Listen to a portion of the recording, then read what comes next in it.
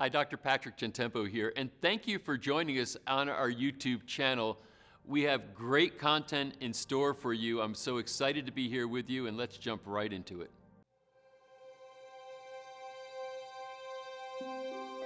1 Peter 3:15 says, set apart Christ as Lord in your heart. Always be ready with an answer or a reason for the hope within. Give it with gentleness and with respect. Tell me what you think was meant by the hope within. What I think Peter meant is that as believers, we don't grieve without hope. We don't live in a purposeless, just immaterial world. There's a God who's created us and who's conquered death and evil through the resurrection. And for those of us who believe in him, regardless of the pain and the hurt we see around us, we always have hope that a better day is coming. Faith, I think, is an additional human need. You're just given the predicament of being a human being. Trying to be one without faith, I think, leaves a big void that can lead to all kinds of problems. So do you think those two things are tied together? Well, I do. I mean, Jesus was asked, what's the greatest commandment in the law? And he said, love God.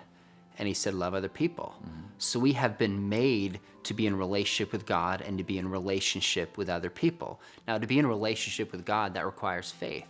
Now, that's not blind faith. Right. That's not believing something without evidence. In fact, I think faith is trusting what we have reason to believe is true. I grew up hearing apologetics in the defense of the faith. Right. So when someone starts pressing us and asking us tough questions, how do you know the Bible's true?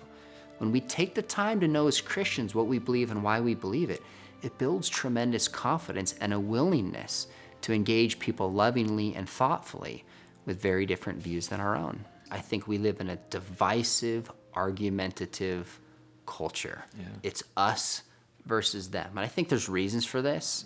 One reason is I think there's a lot of brokenness and hurt in relationships. We've seen suicide and depression rising. I think we also just live in a culture that's so rushed. We're so busy and we're so distracted.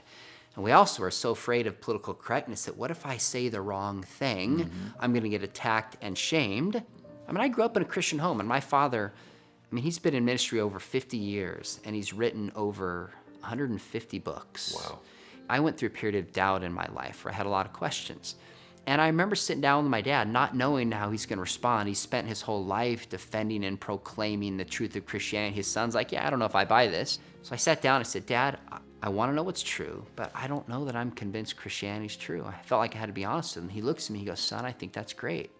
He goes, look, I didn't raise you to just believe something because I told you. I raised you to follow after truth and to seek after truth.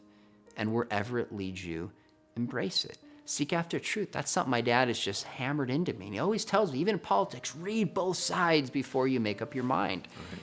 And I think the only reason we look at people as enemies, the only reason we don't listen more and we get so angry is because we hear one side of the argument. If you take the time to listen to people, at least understand where they're coming from, then it's much harder to be in this argumentative, he's the enemy, rather than just loving people in the way that Jesus said we're supposed to love people. Jesus said, seek ye first the kingdom of God and his righteousness, and all these things shall be added unto you. But this isn't a blind faith. This is actually a reasoned-based faith and belief system. That's what sets Christianity apart. That Jesus died, was buried, on the third day rose again. And we have consistent early testimony that this historical message is true. And the first people who saw it were all willing to suffer and die for that belief. That's powerful.